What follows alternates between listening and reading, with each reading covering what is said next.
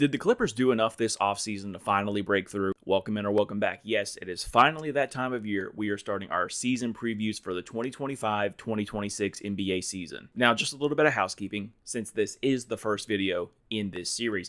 I'm going to have some guests this year. I've reached out to a bunch of different content creators, and I think you're really going to enjoy it.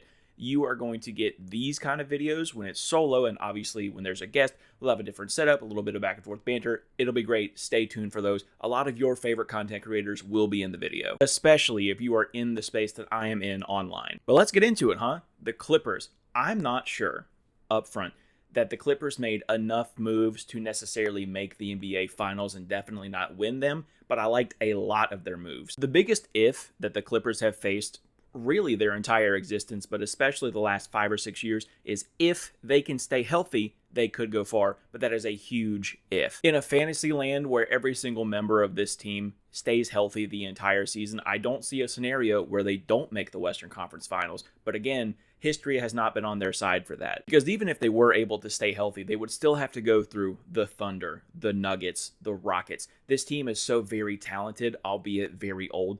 But if you are able to stay healthy, this experience that all of your members have could be very, very valuable. And I admittedly am a Clippers believer. I have been a believer of that team since the Lob City days. Now, of course, they had a couple years where I didn't believe as hard, but every time that this team, Steve Ballmer, this ownership group puts out a competent roster, I can't help but pencil them in for success. Now, of course, this success starts at all levels. You have to build a foundation for success, and a lot of teams build that way through the draft. And the Clippers had a couple draft picks this year. At number 30, they picked Yannick Niederhauser, and at number 50, they picked up Kobe Sanders. Now, I'm not sure that either of them will get a ton of time in the show. I think a lot of their time will be spent in the G League, but I am interested to see Yannick's performance. Because with Yannick, I understand why you would have drafted him. A 7-footer, averaged 2 blocks a game last year, and especially now with the signing that we'll get to later in Brook Lopez, being able to pair Yannick with an already great defender and a great shot blocker like Brook was, I think that could be very valuable for the Clippers going forward if they decide to keep Yannick. I certainly don't think that Yannick could be this kind of guy who shoots 40% like Brook Lopez does and change his game that way,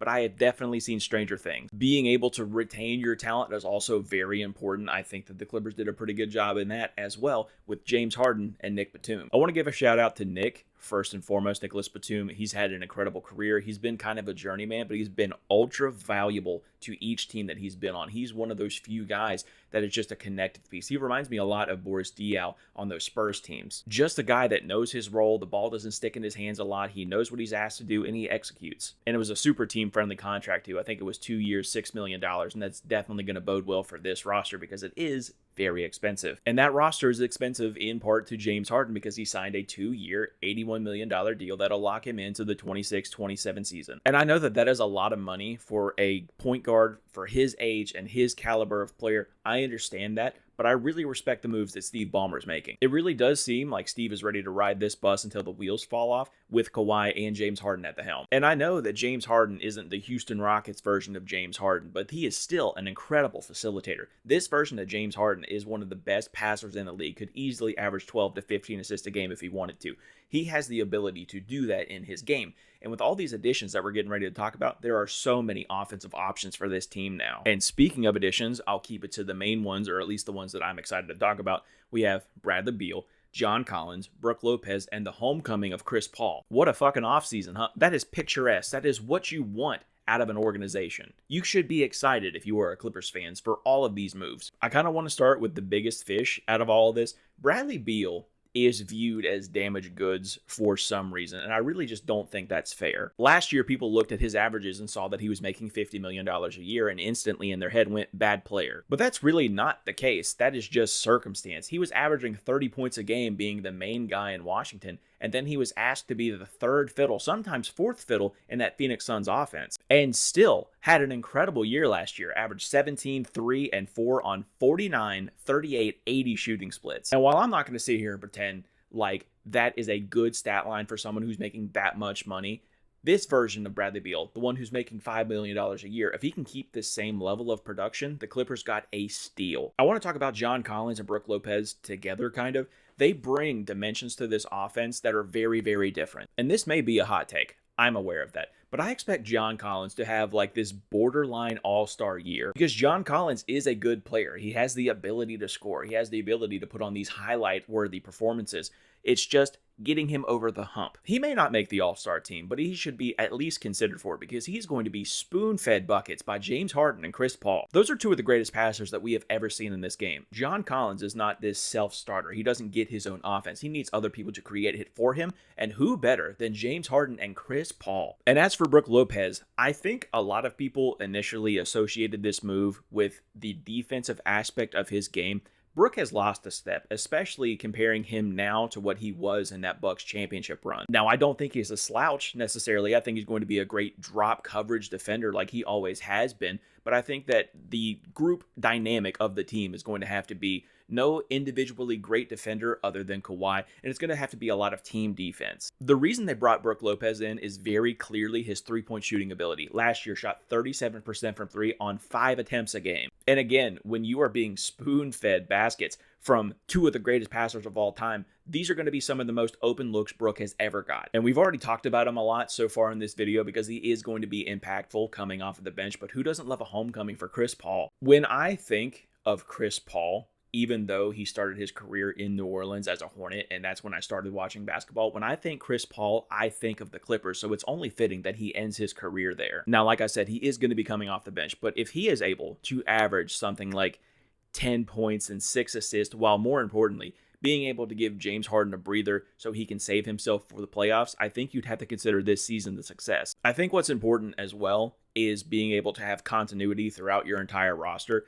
Players like to play the same way every single time. They like to add some variety, but they don't want to stray too far away from what they know. And with Chris Paul and James Harden being the players that they are, they're ball dominant even at this late stage in their careers, being able to play that centric style of basketball, being able to get wide open looks on lobs, on pick and pops, on pocket passes, I think it's going to be really valuable to the other members of this team to be able to excel. So say in the first quarter when you have James Harden play for 8 minutes and then you bring Chris Paul in for 4 and play the same style of basketball, I think it's going to be really interesting to watch. Now that we've talked about all the good, we have to talk about a little bit of the bad in a departure in Norman Powell. Now, I think that the Norman Powell departure is going to be important and it is going to be felt throughout the entire season. But I think that you could probably make up for it by committee with the Bradley Beals and with the Chris Pauls. I think Norman Powell had an incredible year last year. I think he should have been in all-star considerations, and if he didn't miss a lot of games, he was going to be my most improved player of the year last year. But again, what I was saying about Bradley Beal being viewed as damaged goods, I don't think people realize how close Norman Powell and Bradley Beal are when it comes to a skill level. So yes, while I do think that this team is going to miss a dimension without Norman Powell, I think that they're going to be able to make up for most, if not all of it, with guys like Bradley Beal and Chris Paul. Now again, like I said, I am a believer in this Clippers team. I want to think that they could rattle off almost 60 wins, breeze through the playoffs, and make it to the NBA Finals. That's just not very realistic. Realistically, I think some of the core pieces of this team, like James Harden and Kawhi and Chris Paul and Bradley Beal, I think they're all going to miss portions of the year. I kind of expect this save it for the end approach to the year, and to borrow a phrase from a different sport, I think they have a bunch of guys that could eat innings during the regular season so their core players can ramp it up for the playoffs. Now, there are obviously more talented rosters in the NBA, especially out west, than the Clippers team, but I'd have to imagine that if everyone stays relatively healthy, we can have a really fun playoff experience for the Clippers. I think that they really could compete with anyone out west, and I expect them to have about another 50-win season. I don't want to say anything too lofty about their playoff expectations, but I would have to imagine that at bare minimum, they make the Western Conference semifinals. I will be honest and say that I think some of my hubris is getting in the way there. I am a Chris Paul fan, and I really want nothing more than to see him win a title before he goes out. And I'm not saying that it'll happen this year, but the Clippers are very much taking a now or never approach with their entire team. But that's just what I think. What do you think the Clippers are going to do this year? Let me know down in the comments below. While you're down there, check my description. I've got a link tree with all of my socials: Twitter, Blue Sky, Instagram, TikTok. I am everywhere. And I even have a Discord community that I would love for you to be a part of. But that's going to do it for me today. Be on the lookout for more videos from me this week. And again, like I said, there are going to be some content creators that I bring onto the channel, and we're going to have a lot of fun. Be sure that you're on the lookout for your favorite team during the season. Be kind. Tell somebody you love them.